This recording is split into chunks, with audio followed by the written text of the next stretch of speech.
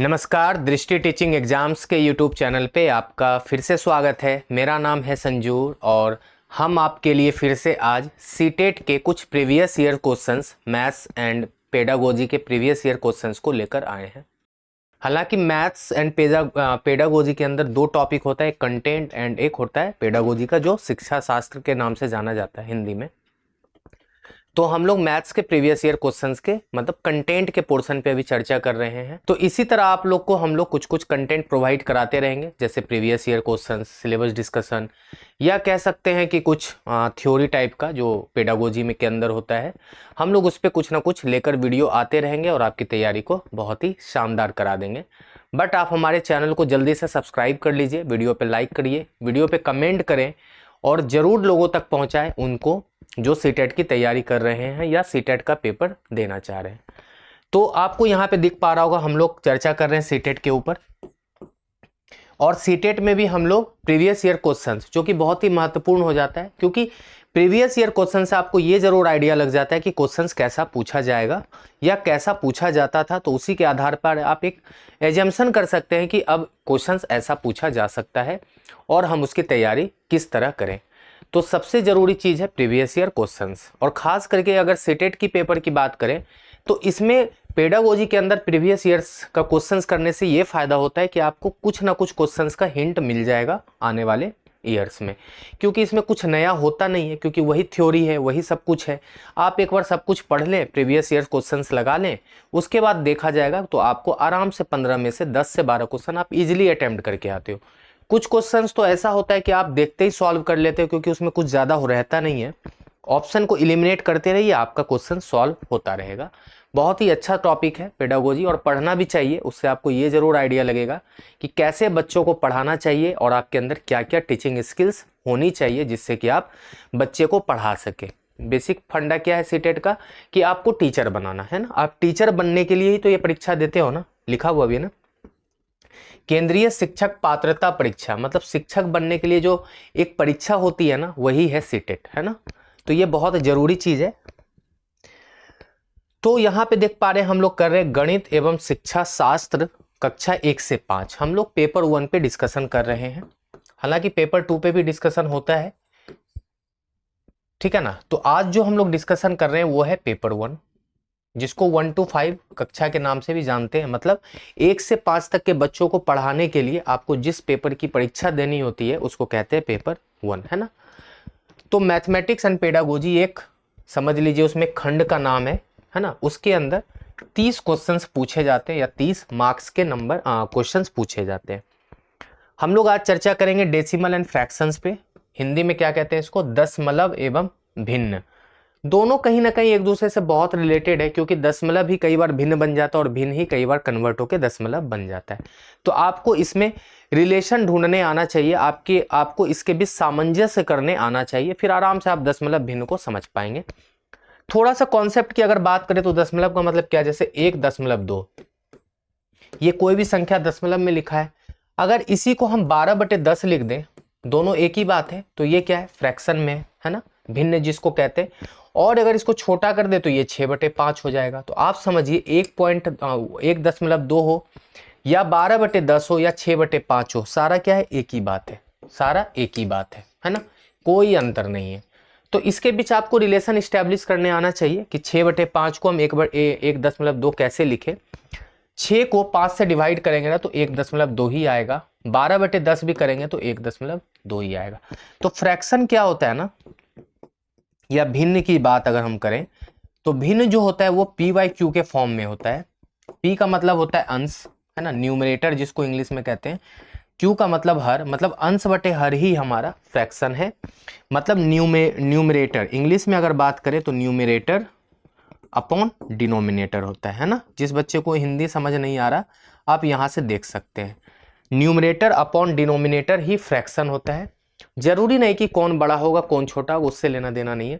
बस ध्यान रखना इस बात का कि कभी भी q नॉट इक्वल टू 0 होगा। q कभी भी 0 के बराबर नहीं होना चाहिए, चाहे न्यूमरेटर 0 हो जाए, बट q 0 नहीं होगा। मतलब 5/0 ये फ्रैक्शन के कैटेगरी में नहीं आता, लेकिन 0/5 ये फ्रैक्शन होता है, ठीक है। बस इस बात का आपको ध्यान रखना है छोटी छोटी जो महत्वपूर्ण जानकारी है ना, आप इसको समझें, ये आपके एग्जाम में बहुत काम आएगा।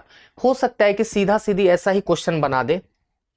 अगर हम क्वेश्चन की बात करें तो सीधा सीधी ऐसा क्वेश्चन बना दे कि इसमें से कौन सा फ्रैक्शन नहीं है ना, कौन सा फ्रैक्शन नहीं है, और 4 ऑप्शन दे दे ABCD। आपको दे दे 1/2, 3/4, 5/6 और यहां दे दे 7/0। ऐसे एक ऑप्शन बना दे आपका, है ना, 7/0।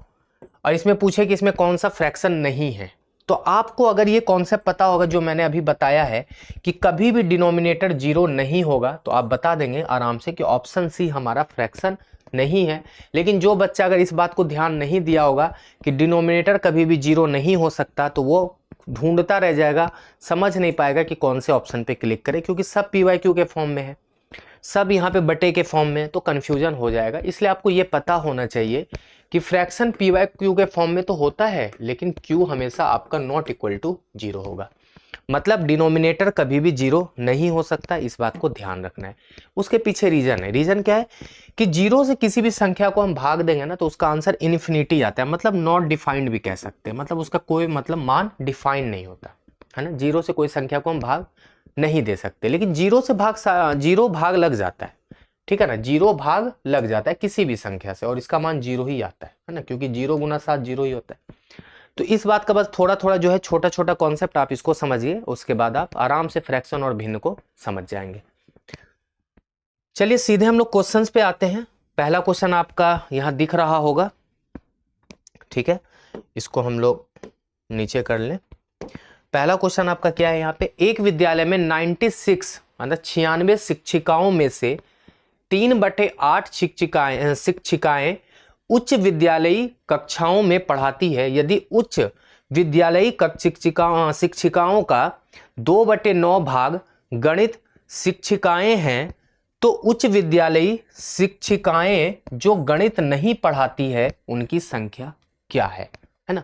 मतलब क्या है कि 96 फीमेल टीचर्स हैं, है ना, जिसमें से कि 3/8 जो फीमेल टीचर है ना, वो हायर स्कूल में पढ़ाती है, उच्च विद्यालय का मतलब हायर स्कूल में, और वही हायर स्कूल की फीमेल टीचर का 2/9 भाग जो है ना, वो गणित पढ़ाती है, मतलब गणित की टीचर है। तो कह रहा है कि उसी हायर स्कूल के फीमेल टीचर में गणित नहीं पढ़ाने वाली की संख्या कितनी होगी। देखिए बहुत ही साधारण सा क्वेश्चन है, मैं आपको पहले डिटेल में बताऊं फिर शॉर्टकट। टोटल 96 है आपकी शिक्षिका, है ना, इसमें से 3/8 भाग, ठीक है ना, उच्च विद्यालय में पढ़ाती हैं। तो 96 का 3/8 आप निकाल लीजिए, तो 12 हो जाएगा, 12 × 3 36, मतलब 36 जो फीमेल टीचर है ना, वो हायर स्कूल में पढ़ा रही हैं। उसी 36 में से, है ना, उच्च विद्यालयी शिक्षिकाओं का 2/9, मतलब 36 का 2/9 कहां पढ़ा रही है, गणित शिक्षिकाएं। तो हम यहां लिखेंगे गणित शिक्षिका, है ना, कितनी है 8, कितनी है भाई 8। तो 8 जो फीमेल टीचर है ना, वो गणित पढ़ाती है, कितने में से, 36 में से, 36 में से 8 क्या पढ़ाती हैं, गणित, है ना, लिखा हुआ है ना 2/9 मतलब 8। तो कितनी गणित नहीं पढ़ाती है, तो गणित नहीं पढ़ाने वाली की संख्या 36 - 8 मतलब 28, मतलब 28 फीमेल टीचर वैसी हैं जो गणित नहीं पढ़ाती है। तो मेरा सही जवाब हो जाएगा 28। अगर आप इसको शॉर्टकट तरीके से बनाते तो देखिए इसका आंसर सीधा सा निकल जाता ऐसे कि टोटल है 36, है ना, देख लीजिए टोटल कितने 96, है ना, 96 है, 96 है, और कहा क्या जा रहा है कि 3/8 उच्च विद्यालयी कक्षाओं में पढ़ाती हैं। तो 96 का 3/8 और उसी का 2/9 भाग गणित पढ़ाती है। आप एक बात समझिए, छोटी सी बात, अगर किसी चीज का 2/9 भाग निकालें कि वो 2/9 भाग पढ़ाती है, तो नहीं पढ़ाने वाली की संख्या क्या होगी पता है, 1 - 2/9, है ना, क्योंकि कोई भी चीज फ्रैक्शन में कंप्लीट होता है 1/1। तो 2/9 नहीं पढ़ाती है तो 2/9 पढ़ाती हैं तो नहीं पढ़ाने वाले की संख्या क्या होगी, 1 माइनस 2/9, तो ये हो जाएगा 9 में 9 1 9 2, 7/9। 7/9 जो है ना वो नहीं पढ़ाने वाले की संख्या है। क्या है, नहीं पढ़ाने वाले की संख्या क्या है, 7/9। इस बात को आप समझे कि 2/9 पढ़ाती है तो 7/9 नहीं पढ़ाती है, क्योंकि दोनों को जोड़ के फिर देखिए 9/9 आएगा, एक ही हो जाएगा, 2/9 और 7/9 दोनों को जोड़ेंगे तो देखिए 2 + 7 मतलब 9/9, 9/9 का मतलब 1 आ गया ना, 1। कोई भी चीज कंप्लीट 1 होता है। तो कैसे निकालेंगे, डायरेक्ट आंसर अगर निकालें, डायरेक्ट आंसर, तो देखिए इसका क्या हो जाएगा डायरेक्ट आंसर, 96 की 3/8 शिक्षिका हायर स्कूल में पढ़ाती है और उसी का 7/9 गणित नहीं पढ़ाती है। बस उत्तर आ गया आपका। बस आप इसको सॉल्व कर लीजिए, आपका सही उत्तर आ जाएगा। देख लीजिए, 8 से ये 12 बार में कट जाएगा, 3 से ये 3 बार में कट जाएगा, 3 से ये 4 बार में कट जाएगा, 4 × 7 28 आ गया ना मेरा सही जवाब 28। तो आप एक स्टेप में बना लिए इसको, क्या है, नहीं पढ़ाने वाले की संख्या, नहीं पढ़ाने वाली शिक्षिका, ठीक है, गणित नहीं पढ़ाने वाली शिक्षिका कितनी हो गई, 28, है ना। बहुत साधारण सा क्वेश्चन था, देख लीजिए यहां भी 28 ही आया था। चलिए अगले क्वेश्चन को देखते हैं। साधारण सा क्वेश्चन है, बोर्ड मास का ही रूल इसमें आप फॉलो कर सकते हैं चाहे तो, कि पहले ब्रैकेट का काम करेंगे उसके बाद फिर बाहर जो भी है। तो इसमें बहुत आसान सा क्वेश्चन है कि 1/2 माइनस 2/3 माइनस 4/5, इसका सॉल्यूशन पूछ रहा है क्या होगा। तो सबसे पहले देखें कि ब्रैकेट के अंदर जो है हम उसके बारे में डिस्कशन करेंगे। तो यहां 1/2 माइनस, और यहां अब इसको सॉल्व करेंगे तो 3 5 कैल्शियम 15 हो जाएगा, तो 3 × 5 = 15, 5 × 2 = 10 माइनस 5 × 3 = 15 और 3 × 4 = 12। सॉल्व करेंगे तो क्या हो जाएगा, देखिए 1/2 माइनस, और यहां हो जाएगा -2/15, है ना। आपको पता है माइनस इंटू माइनस यहां हो रहा है एक तरह से देखा जाए तो क्या हो जाएगा, ये 1/2 प्लस 2/15 हो जाएगा ना, क्योंकि ये माइनस में है और यहाँ ये माइनस है, इस माइनस के साथ ये माइनस गुना हो गया। हालांकि यहाँ गुना इसके बीच नहीं हो रहा है, इस दोनों सिंबल के बीच गुना हो रहा है, नंबर्स के बीच में नहीं हो रहा, ध्यान रखिएगा। तो यहाँ कितना हो जाएगा, 15 2 कैल्शियम 30 हो जाएगा, यहाँ 15 और यहाँ प्लस 4, है ना। तो 15 4 कितना हो जाएगा, 19/30, और मेरा ऑप्शन नंबर डी में 19/30 दिख भी रहा है। तो सही जवाब हो जाएगा मेरा 19/30। बहुत ही अच्छा क्वेश्चन था। आप देख पा रहे हैं ये क्वेश्चन 2021 में पूछा गया है, सीटेट 2021 में। पिछला वाला जो क्वेश्चन किया था मैंने वो भी सीटेट 2021 में पूछा गया है। आप ये बात तो समझ गए होंगे कि प्रीवियस ईयर में बहुत ज्यादा डिफिकल्ट क्वेश्चंस नहीं पूछा गया है कंटेंट से, है ना, मैथ्स के कंटेंट से। पेडागोजी पे भी हम लोग डिस्कशन करेंगे उसके प्रीवियस ईयर पे, टेंशन मत लीजिएगा।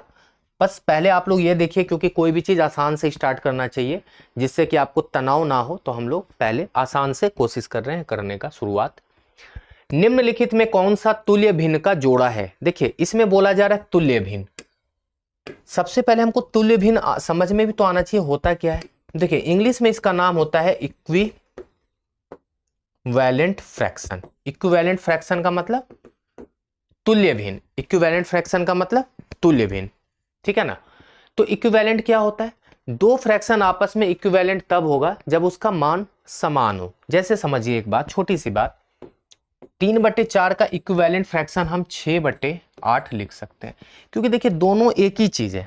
कैसे, समझने की कोशिश कीजिए। इसको जब कटाएंगे 2 × 6 2 × 4 8, मतलब 3/4 यहाँ कहीं ना कहीं 3/4 के बराबर हो गया। तो 3/4 6/8 के बराबर है, मतलब उसके मल्टीपल में जितना भी गुना करते रहिए। 3 में अगर 6 से गुना करेंगे, 4 में भी 6 से गुना करिए, दोनों का मान जो आएगा देख लीजिए, 3 × 6 4 × 6, मतलब 6 × 18/24, ये कहीं ना कहीं 3/4 के ही बराबर होगा, ठीक है ना, कहीं ना कहीं 3/4 के ही बराबर होगा। क्यों, क्योंकि दोनों का मान सेम है। अगर दोनों को सिंपलेस्ट फॉर्म में लाएंगे ना तो फ्रैक्शन मेरा सेम है, जरूरी नहीं, आप ऐसे भी देख लीजिए, 18/36 और हम कह दे 24/48, ये भी सेम है। कैसे, दोनों को सिंपलेस्ट फॉर्म में लाने की कोशिश कीजिए। 18 × 18 18 दूना 36, 24 × 24 24 दूना 48, 1/2 1/2। तो हम कहेंगे कि यहाँ पे ये भी इक्विवेलेंट फ्रैक्शन है, मतलब दोनों में समानता है, दोनों एक जैसा है, बस देखने में अलग लग रहा है, शकल सूरत अलग है लेकिन कहीं ना कहीं दिल का दोनों सेम है ना, यही होगा। तो हम यहाँ पे देख रहे हैं ऐसा कोई कर रहा है क्या, 2 3 3 2, ये नहीं होगा है ना, बिल्कुल नहीं होगा।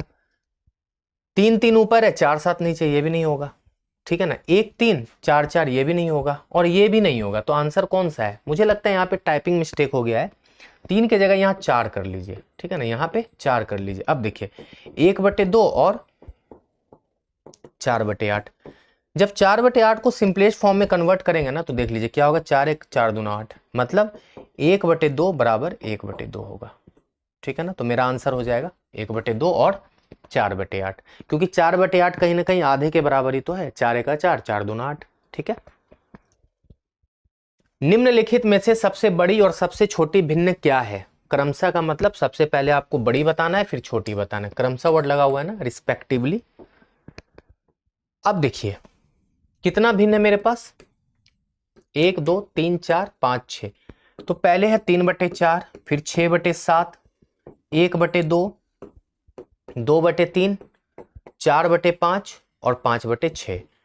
देखिए इसका सबसे शॉर्टेस्ट तरीका क्या है ना, कि सबको आप डेसिमल में कन्वर्ट करने की कोशिश कीजिए, तभी आपका काम आसान होगा, तभी आप छोटी और बड़ी में पहचान कर पाएंगे।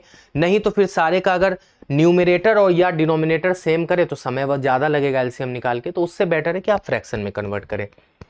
3/4 को कहते हैं 0.75, है ना, 3/4। 6/7 को करेंगे तो देखिए 0.6/7, अगर इसको हम 7 से डिवाइड करें तो 0, 7 8 56, 4, 7 5 35, लगभग ये आएगा 0.85 या 86 कर लीजिए, है ना, एक आगे बढ़ जाते हैं। 1/2 होता है 0.50, है ना। 2/3 होता है 0.67, है ना, 6 3 18, हाँ 3 6 का 18 और 3 6 का 18, लगभग 0.67, ये हो जाएगा 0.80 एग्जैक्ट।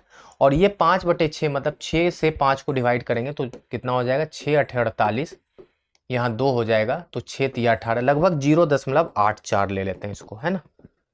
तो अब इसमें देखिए कि सबसे बड़ी भिन्न कौन सी और सबसे छोटी भिन्न कौन सी है, इतना तो आप कर ही लिए होंगे अभी तक, अगर आप इंटेलिजेंट होंगे तो साथ साथ कर भी रहे होंगे। आप यहाँ पे देख लीजिए कि यहाँ पे सबसे बड़ी और सबसे छोटी भिन्न कौन सी दिख रही है आपको। तो मुझे लगता है कि सबसे बड़ा तो यहाँ पे 6/7 है, 0.86, इससे बड़ा तो कुछ है नहीं। और सबसे ये क्या है, बिगर है, बी लगा देते हैं, और ये स्मॉलर है ना, एस लगा देते हैं। तो यहाँ पे मेरा आंसर होना चाहिए 6/7 1/2, मतलब सबसे बड़ी 6/7 और सबसे छोटी 1/2। आपका ऑप्शन नंबर ए में ये दिख रहा है। तो ये अच्छा बोलेंगे ये क्यों नहीं लिए सर, ये भी तो ऑप्शन में है 1/2 और 6/7। भाई यहाँ पे देखिए क्रमशः वर्ड लगा हुआ है, इसका मतलब है कि पहले बड़ी लिखना है उसके बाद छोटी लिखना है, यहाँ पहले छोटी और फिर बड़ी लिखा था। तो ये सब भी गलती कर जाते हैं बच्चे, या फिर नहीं करेंगे तो एग्जाम में बहुत परेशान रहेंगे कि यार 2 आंसर है, क्या लगाऊं ना लगाऊं। कुछ बच्चे इस पे लगा देंगे, कुछ इस पे लगा देंगे, चलो यार कोई बोलता है इस पे लगा दो ना यार, हो सकता है एग्जामिनर गलती से लिख दिया होगा। तो दोनों ऑप्शन है तो दोनों करेंगे तो एग्जामिनर तो नंबर देगा ही नहीं, देगा ना भाई, यहाँ क्रमशः वर्ड लगा दिया था। तो केवल यही आंसर सही है, ध्यान रखिएगा इस सब चीज का, छोटी छोटी बातें जो बता रहे हैं उसको याद रख लीजिएगा। अंतिम क्वेश्चन है रिक्त स्थान में क्या आएगा, ठीक है। 2/3 प्लस डैश बराबर 11/12। एक्चुअल में ये फ्रैक्शन के फॉर्म में लिखा हुआ है, बस आपको समझ नहीं आ रहा। 2/3 को तो आप लिख ही लेंगे 2/3, है ना। यहां पे क्या आना चाहिए कि 11/12 हो जाए, मतलब 11/12, 11/12 का मतलब 11/12। तो इसका क्या तरीका है, यहां पे क्या है, इस पे लाने के लिए क्या करना पड़ेगा भाई। अगर मान लेते हैं यहाँ पे क्वेश्चन मार्क रहने दे तो ये चीज उधर चला जाएगा, तो मतलब 11/12 में 2/3 माइनस कर दीजिए, पता लग जाएगा। कैसे समझिए, छोटा सा एग्जांपल देते हैं। 3 प्लस क्या रखें जो कि 5 हो जाए, तो सबको पता है 2 रखा जाए, हुआ कैसे। एक्चुअल में इस दोनों के बीच आप डिफरेंस कर दिए, 5 में 3 जाएगा 2, यही 2 यहां रखे तो 5 हो गया। तो मतलब इसको निकालने के लिए इसमें इसको घटा दिए, जैसे यहाँ पे आपने 5 में से 3 घटा दिया था, ठीक है ना। तो जब इसको सॉल्व करेंगे तो क्या हो जाएगा, देखिए 12 एलसीएम हो जाएगा, 11 माइनस 3 चौके 8, है ना, 3 चौके 12, 4 दूना 8, तो ये हो जाएगा 11 में 8 जाएगा 3/12। 3/12 ऑप्शन में है, या 1/4 भी हो सकता है, देखिए है ना, ये कटा देंगे तो 1/4 भी हो जाएगा। तो 3/12 हो जाए या 1/4 हो जाए, दोनों सही है। मतलब या तो ऑप्शन में 1/4 दिखे या 3/12 दिखे। देखिए 3/12 दिख गया तो यही मेरा सही जवाब है। 1/4 नहीं दिया है ना, कहीं 1/3 दिया तो नहीं हो सकता। 13/12 थोड़ी आया 13/12, और 9/12 भी नहीं आया। तो मेरा आंसर आया 3/12, मतलब 3/12 है ना। तो ये सब चीज याद रखिएगा कि 12वां 11वां ये सब क्यों लिखा जाता है। ये एक्चुअली में फ्रैक्शन है। क्या है ये? भिन्न है। ठीक है, ये क्या है? भिन्न है। ऐसे लिख दे 6/7वां। अब आप क्या लिखेंगे? 6/7। ठीक है ना। तो ये सब आप छोटी छोटी चीज सीख लीजिए जो कि आगे एग्जाम में गलती ना हो। सबसे बड़ा मेरा ये रहता है कि आप लोग पढ़ने के बाद कुछ गलती ना करें। ठीक है ना। अगर मान लेते आप ये पढ़ के गए हो 12वां 13वां 7वां 6वां और एग्जाम में जाके फिर गलती कर ही दोगे तो मेरे पढ़ाने का कोई मतलब नहीं रह जाएगा। तो आपको कोशिश ये करना है कि जो पढ़ाया जा रहा है आप उसको सीखें और उसको इम्प्लीमेंट भी करें, है ना। और एग्जाम में कम से कम तो जरूर करें। तो चलिए आपका सेशन, आज का सेशन आपको कैसा लगा आप जरूर कमेंट करके बताइएगा। और वीडियो पे लाइक तो खैर जरूर करिएगा और कमेंट भी करिएगा, अच्छा लगेगा। इसी तरह हम आपसे मिलते रहेंगे और आपके लिए अच्छे अच्छे क्वेश्चंस को लेकर आते रहेंगे और कुछ अच्छी अच्छी जानकारी भी देते रहेंगे। तो चलिए चैनल को सब्सक्राइब कर ही लिए होंगे इतना बोलने के बाद, और लोगों को कह दीजिएगा सब्सक्राइब करें, लाइक करें और ज़्यादा से ज़्यादा देखिए तो आपको फ़ायदा मिलेगा। और भी बहुत कुछ इस पर आपको मिलता रहेगा, इस पर बहुत सारे कंटेंट आते रहेंगे। तो मिलते हैं अगले वीडियो में। आज के लिए शुक्रिया।